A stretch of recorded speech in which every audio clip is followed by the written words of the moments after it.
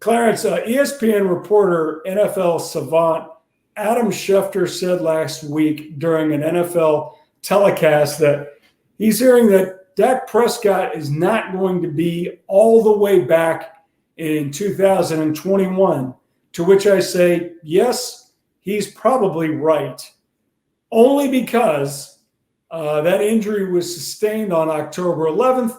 And if you look at most serious injuries, they take about a year plus. And I didn't write this in I didn't make this analogy in the Fort Worth Star-Telegram, but when I was watching the NBA playoffs this summer and certainly the Olympics, you're watching Kevin Durant now. And Kevin Durant looks like Kevin Durant before he blew out his Achilles when he was with the Golden State Warriors. That injury takes a long time. Now, I know Durant's injury is not Dak's injury, but serious injuries are serious injuries, and they take time. My estimation is that we're not going to see Dak, the kind of player we were accustomed to watching, until November 1st to December-ish. You, however, unwisely disagree with me. Why? When did I disagree with you? You were telling me the other night, oh, no, he'll be back. He's going to be back better than ever. Okay. Better than ever. First of all, see, nuance is lost on you, which we learned that. Better than ever is not. Nuance is lost. I said the ankle will be stronger. Okay, they have a plate. If he gets hurt again, the ankle is strong. They have a plate in the ankle. He may get hurt on another part of his leg. He won't get hurt where that break was. Okay, that ankle is stronger than it was. And I've watched Dak throughout the preseason. He is running and moving and cutting without any limitation, without any questions about the ankle. Certainly when you have not played since last October, and that's the only fear about what's going on with the preseason. He's not had any real snaps with the first team. The good news is the Cowboys, and you haven't even brought up the strained shoulder, but the fact that the Cowboys, have said from the beginning it's not serious. They said from the beginning that they were ramping him up for the season opener. And this week he's, taking part in competitive drills, doing 11-on-11 drills. He will be on track and ready to go for the season opener. Will they be hitting on all cylinders on offense? No. It's ideally you want to get him in preseason snaps with the first team offense, with those guys, the chemistry, communication, all that stuff won't be ideal for the season opener. So yes, it stands to reason that Dak Prescott and the Cowboys offense will be at the optimal best at the middle of the season rather than the beginning of the season. Yeah, no doubt. There's no question about that. I'm going to put you on the spot real quick. Can you remember? I can't remember. Can you remember the last time the Cowboys starting quarterback did nothing in the preseason? Yeah, Tony Romo. Dak Prescott took his job. No. Tony played. That's when he broke his back. Oh yeah, he broke his back in that one. Yeah. I'm talking about that's which is why you don't play. Which is why they played Dak. This week against Jacksonville. Fine with me. I don't care. But I can't remember the last time a Cowboys quarterback in the preseason.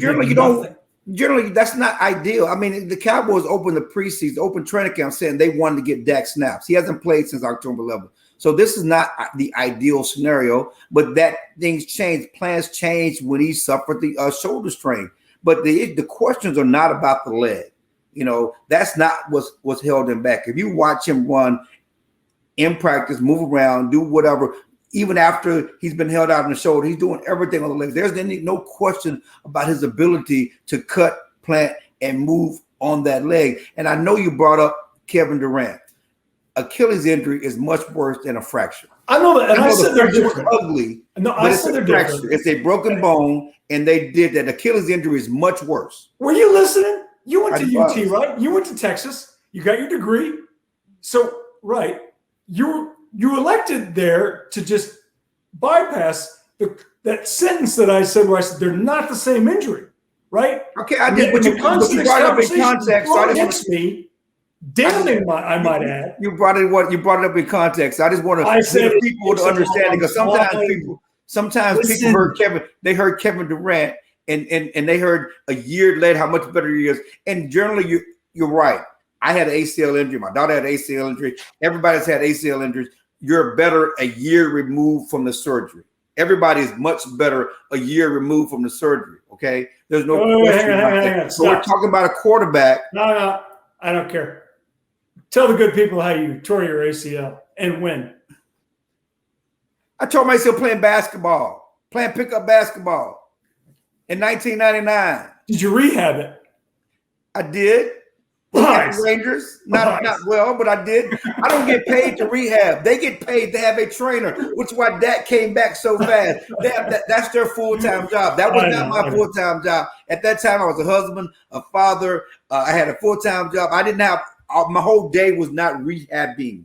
That's why these athletes can come back, because that's their whole day is rehab. You need to work on your lighting. You kind of it's terrible. I look like I'm in a prison cell. and it keeps getting darker. I know, and I keep seriously pitching it around it. All right, but seriously, my point is, it'd be different if Dak was a receiver or another position. He's a quarterback, so the movement is not just like Tom Brady. Tom Brady comes back from injuries faster and can do things on certain injuries because he doesn't move as much. Dak is more of a mobile quarterback, but again, you're talking about 3-step drop, 7-step drop, get rid of the ball. It's not as much torque as a running back, a defensive back. A basketball player, the torque and cutting is different. So the leg will not be a problem for Dak this year. The rust is what I worry about. It's certainly early in the season. The rust is going to be an issue, especially going into Tampa Bay against that defense. The last time we saw that Tampa Bay defense, which was one of the best in the league, they were having Patrick Mahomes run the other way. You don't want Dak Prescott run the other way. No, but the Cowboys' offensive line, even though I think they're going to try you or I out at center here on Sunday against the Jaguars.